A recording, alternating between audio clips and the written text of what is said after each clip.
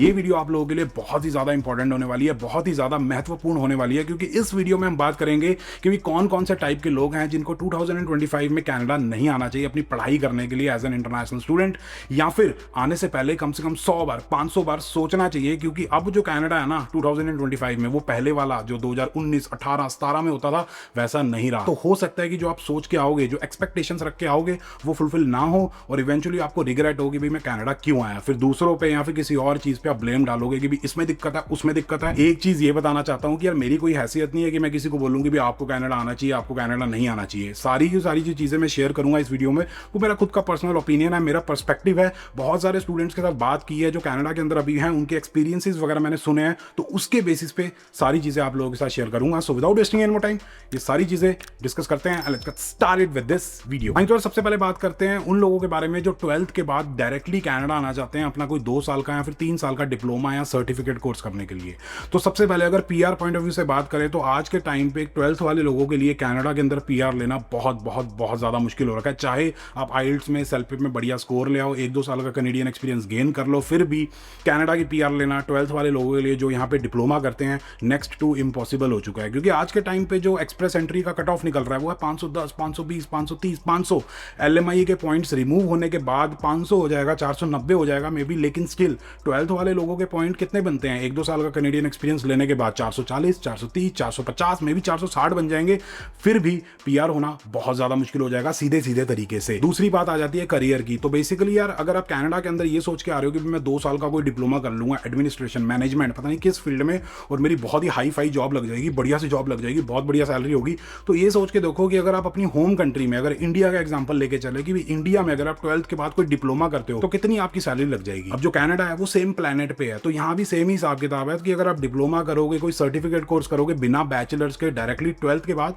तो ठीक ठाक सी सैलरी लगेगी। बहुत ज्यादा एक्सपेक्टेशंस मत रखना। और आज के टाइम पे जो महंगाई हो रखी है वो सैलरी उतनी महंगाई को बीट नहीं कर पाएगी, तो सेविंग नहीं होगी, फिर परेशान हो गए कि भाई मैं कहाँ पे आ गया, यहाँ पे तो कोई जिंदगी नहीं है। इंडिया में तो बढ़िया हिसाब किताब था, बढ़िया सिस्टम जी रहे थे, तो ये दिक्कत है। और तीसरी प्रॉब्लम 12th वालों के साथ आ जाती है मेच्योरिटी की। अगर कोई 17, 18, 19, 20 साल की उम्र में कनाडा आ रहा है तो उसका जो मेच्योरिटी का लेवल है ना इतना ज़्यादा नहीं होता, लोगों को परखने का जो लेवल है ना वो इतना ज़्यादा नहीं होता। और यहाँ पे तो भाई साहब ऐसे ऐसे लोग बैठे हैं जो आपको खा जाएंगे और आपको पता भी नहीं लगेगा कि भाई आपको वो बर्बाद कर चुके हैं। और 12th वालों के लिए बहुत ईजी होता है डायरेक्शन भटक जाना, किसी गलत संगति में चले जाना और वहां से फिर वापस आना काफी ज्यादा मुश्किल हो जाता है, क्योंकि यहाँ पे कोई देख रेख वाला नहीं होता, सही डायरेक्शन में डालने वाला कोई नहीं होता, कोई सुपरविजन, कोई गार्डियन वगैरह होता ही नहीं है। तो दिक्कत वाली चीज है। तो सोचो समझो, अगर आप 12th में हो, मेच्योर्ड नहीं हो, तो दुनिया देखो, ग्रेजुएशन करो, 1-2 साल काम करो, फिर आप सोच सकते हो कनाडा आना है या फिर किसी और फॉरेन कंट्री में जाना है या फिर मे भी अपनी होम कंट्री में ही सेटल होना। और सिमिलर सी सिचुएशन आ जाती है उन लोगों के साथ जो डायरेक्टली ग्रेजुएशन करके कनाडा आना चाहते हैं अपना कोई पोस्ट ग्रेजुएट डिप्लोमा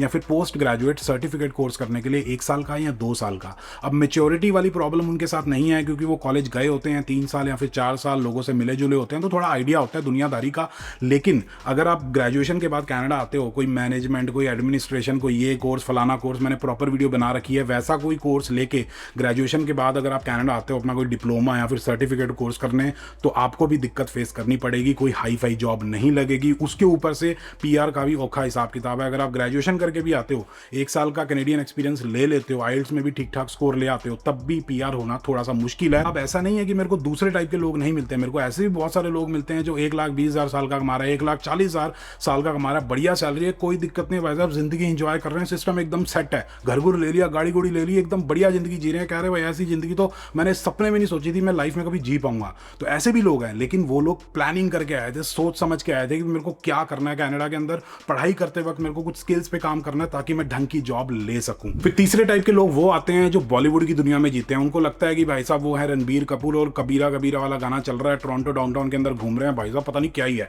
ये वाली एक्सपेक्टेशन वो लेके आते हैं कनाडा। फिर यहाँ आने के बाद देखता है कि यहाँ तो खाली खाली हिसाब किताब है, बढ़िया बढ़िया बिल्डिंग है ही नहीं, पता नहीं क्या ही देखा था हमने बॉलीवुड में, लेकिन रियलिटी कुछ और है। तो ये टाइप के जो लोग हैं ना, जो मूवीज से इंस्पायर होकर, वेब सीरीज से इंस्पायर हो गए या फिर मे भी यूट्यूब से भी इंस्पायर हो गए कनाडा आ रहे हैं, तो उनकी तो एक्सपेक्टेशन बहुत ही बुरे तरीके से टूटने वाली है। क्योंकि बॉलीवुड में, हॉलीवुड में भी, वेब सीरीज में, यूट्यूब पे भी चीज़ों को एग्जैजरेट करके दिखाया जाता है। जो सीरीज वगैरह आप देखते हो, जो लाइफ आपको दिखाई जाती है वेस्टर्न कंट्रीज की, वैसी नहीं होती है, नॉर्मल सी लाइफ होती है। सुबह जॉब पे जाओ, शाम को आगे चाय पियो, फिर थोड़ा बहुत काम करो या फिर जो करना है, टीवी टूवी देखना, मूवी देखनी है, जो देखना देखो, फिर सो जाओ और फिर अगले दिन फिर से सुबह काम पे जाओ। ज़्यादातर लोगों की कनाडा के अंदर ऐसी ही लाइफ होती है, जो रणबीर कपूर जी रहा होता है या फिर जो ऋतिक रोशन जी रहा है ना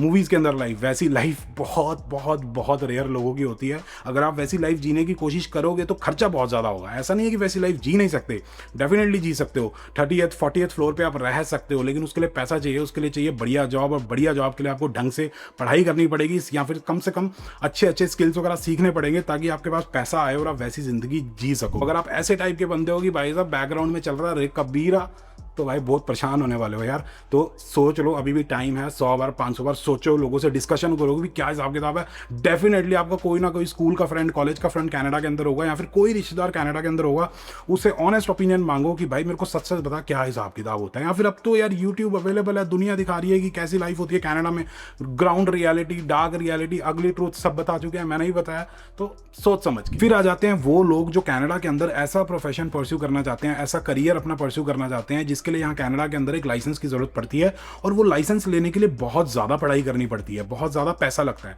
जैसे कि अगर आप अपनी होम कंट्री के अंदर कोई डॉक्टर हो या फिर कोई डेंटिस्ट हो या फिर कोई लॉयर हो या फिर मे बी एक टीचर हो, तो आपको कनाडा के अंदर बहुत ज्यादा प्रॉब्लम आएगी, क्योंकि यहाँ पे इन प्रोफेशंस के अंदर काम करने के लिए, प्रॉपर तरीके से अच्छी जॉब करने के लिए लाइसेंस की जरूरत पड़ती है। और यहाँ कनाडा के अंदर वो लाइसेंस लेने का जो प्रोसेस है वो बहुत ही लंबा है, 5 साल 6 साल 7 साल 8 साल 9 साल 10 साल भी लग सकते हैं, और उसी हिसाब से पैसा भी लगेगा, डॉलर्स भी लगेंगे। तो हो सकता है जब आप यहाँ पे आओगे आपको पता लगेगा कि भाई ये तो लाइसेंस लेना पड़ेगा, औखा हिसाब किताब है, पैसा इतना लगेगा, मेरे पास तो पैसा है नहीं, पहले ही मैं लोन लेके आया हूँ, अपनी इंडिया में बढ़िया लाइफ चल रही थी, और हो सकता है यहाँ पे आने के बाद आप उस फील्ड में ना जा पाओ और आपका स्किल सेट बिल्कुल ही अलग है और आपको कोई मीनियल जॉब करनी पड़े या फिर यहाँ पे सर्वाइव करने के लिए एक सर्वाइवल जॉब करनी पड़े। फिर आप कहोगे कि यार ये क्या हो गया मेरे साथ, क्योंकि हो सकता है कि यार अपनी होम कंट्री के अंदर जो हमने पढ़ाई की है वो कनाडा आने के बाद जीरो हो जाए, जो हमने स्किल सेट गेन किया है, जो भी एक्सपीरियंस वगैरह गेन किया है काम करके, प्रैक्टिस करके, वो यहाँ आने के बाद जीरो हो जाए, या फिर उसकी वैल्यू है कनाडा के अंदर नहीं की जाए। फिर आपको शुरू से सब कुछ स्टार्ट करना पड़ेगा, और अगर आप 32 साल के हो, 33 साल के हो, 35 साल के हो, तो कब शुरू करोगे और कब अपनी प्रैक्टिस करना शुरू करोगे, कब बढ़िया पैसा कमाओगे, तो दिक्कत वाली चीज है। तो अगर आप बिल्कुल ही स्टार्ट कर रहे हो, जैसे आप 12th के बाद हो या फिर ग्रेजुएशन के बाद इन फील्ड्स के अंदर आना चाहते हो, आपके पास टाइम है, आपके पास पैसा है, पीछे से पैसे आ जाएंगे, कोई दिक्कत वाली बात नहीं है, तो सिनेरियो अलग है। लेकिन अगर आप एक प्रोफेशनल हो, 4 5 6 साल का एक्सपीरियंस है, उसके बाद यहाँ कनाडा के अंदर वो सारे प्रोफेशंस परस्यू करना चाहते हो जिनके अंदर लाइसेंस चाहिए, तो दिक्कत आएगी, प्लान करना पड़ेगा, 100 बार 200 बार 500 बार सोचना पड़ेगा कि आना चाहिए या नहीं आना चाहिए। उसके बाद आ जाते हैं वो वाले लोग जिनका खुद का कोई करियर गोल नहीं है, उन्होंने खुद कुछ नहीं सोचा, कोई रिसर्च नहीं की, कोई प्लानिंग नहीं की, उनको कुछ नहीं पता, बस वो कनाडा आना चाहते हैं किसी रीजन की वजह से। मे बी उनका कोई रिश्तेदार गया था, चाचे का, मामे का, ताए का लड़का लड़की, या फिर कोई गली का दोस्त, स्कूल का दोस्त, कॉलेज का फ्रेंड, मोहल्ले का दोस्त, वो कनाडा आया था, उसकी लाइफ को देख के वो कनाडा आना चाहते हैं। अब वो कंसल्टेंट के पास जाते हैं, कंसल्टेंट को बोलते हैं कि भाई आप बता दो कि कौन सा कोर्स करने के लिए मेरे को कनाडा जाना चाहिए, कौन सी सिटी के अंदर मेरे को जाना चाहिए। अब देखो ऑनेस्टली बताऊं, कंसल्टेंट अपना बिजनेस कर रहा है, उसको मिलती है कमीशन जब आप अपनी कॉलेज के अंदर फीस डिपॉजिट करते हो, वो आपको वही कोर्स बताएगा, वही कॉलेज या वही यूनिवर्सिटी के अंदर भेजेगा जो यूनिवर्सिटी या कॉलेज उसको सबसे ज्यादा कमीशन देगी। तो कंसल्टेंट पे, मतलब एक अननोन स्ट्रेंजर के ऊपर भरोसा करके और अपने करियर का सारा दारोमदार एक कंसल्टेंट पे डाल के आ रहे हो, तो भाई साहब मत आओ कनाडा, बहुत ज्यादा पछताओगे, क्योंकि वो आपको ऐसी जगह भेजेंगे जहां पे आपको पता लगा कि भाई ये क्या हो गया मेरे साथ, मेरी जिंदगी के अंदर ये क्या हो गया। खुद की रिसर्च करो कि कौन से फील्ड के अंदर आप जाना चाहते हो, अपनी लाइफ में कौन सा करियर परस्यू करना चाहते हो। 1 महीना लो, 2 महीने लो, 3 महीने लो, अपना पैशन देखो। मैं तो यही कहता हूँ कि यार अपनी ग्रेजुएशन वगैरह करो, थोड़ी दुनिया देखो, मतलब समझो मैं अपनी लाइफ में क्या चाहता हूँ, 1-2 साल काम करके देखो, फिर रिसर्च करो कि मैं इस फील्ड के अंदर जाना चाहता हूँ। फिर आपको रियलाइज होगा कि मेरे को कनाडा जाना चाहिए या फिर किसी और फॉरेन कंट्री के अंदर रहना चाहिए, या फिर मेरे को अपनी होम कंट्री के अंदर ही रहना चाहिए, क्योंकि मेरा जो पैशन है, मेरा जो करियर है, जो मैं परस्यू करना चाहता हूँ, वो मेरी होम कंट्री के अंदर ज्यादा बेटर है, कहीं और जाके मेरे को बढ़िया मिलेगा ही नहीं। तो ये चीज बताना चाहता हूँ, मतलब किसी और के ऊपर जो डिपेंड होके आएंगे वो यहाँ पे आके बहुत ज्यादा पछताएंगे, फिर रिग्रेट करेंगे कि भाई हम यहाँ पे क्यों आए। फिर आ जाते हैं यार ये लोग, अगर ये सारा काम करने के लिए आप कनाडा आना चाहते हो कि भाई साहब मैंने कनाडा जाके ये कर दिया, मैंने भाई साहब वहां पे डांस कर दिया, ऐसी हरकतों की वजह से जो यहाँ पे लोग ऑलरेडी पीसफुली रह रहे हैं ना, उनको बहुत ज्यादा प्रॉब्लम्स फेस करनी पड़ रही है। ठीक है, अगर आप कनाडा के कल्चर में एसिमिलेट नहीं होना चाहते, यहाँ के सिस्टम को नहीं समझना चाहते, तो आपको यहाँ पे रहने में बहुत ज़्यादा दिक्कत होगी और उसकी वजह से और सारे लोगों को भी दिक्कत होगी जो यहाँ पे बहुत सालों से 20-30 सालों से रह रहे हैं। तो सिंपल सी बात है, अगर यहाँ के कल्चर के अंदर आप एसिमिलेट होने के लिए रेडी नहीं हो, यहाँ के सिस्टम को समझने के लिए रेडी नहीं हो, तो आपको कनाडा आने से पहले 100 बार सोचना चाहिए, क्योंकि यहाँ का सिस्टम आपसे कुछ और करवाएगा, आप उसके ऊपर कुछ और थोपने की कोशिश करोगे, मिक्स्ड सा हिसाब किताब होगा, कॉन्ट्रडिक्शन होगी, तो आपको ही प्रॉब्लम होगी यहाँ रहने में। तो सोच समझ के आओ कि क्या मैं यहाँ पे एडजस्ट हो पाऊंगा, क्या मेरी अडेप्टेबिलिटी इतनी है कि यहाँ का जो सिस्टम है, यहाँ का जो कल्चर है, यहाँ पे जो चीजें की जाती हैं उसको मैं समझ पाऊंगा और उसके अंदर मैं एडजस्ट हो पाऊंगा। उसके बाद आ जाती है भाई साहब पापा की परियां या फिर मम्मी के परे, मतलब वो जो लाडले टाइप के बच्चे नहीं होते जिन्होंने आज तक पानी का ग्लास नहीं उठाया, मतलब प्यास लग रही है तो मम्मी पानी है, चाय पीने का मन कर रहा है मम्मी चाय दे दो, भूख लग रही है मम्मी कुछ खाने को पड़ा हुआ है, राजमा चावल खाने का मन है मम्मी राजमा चावल बना दो,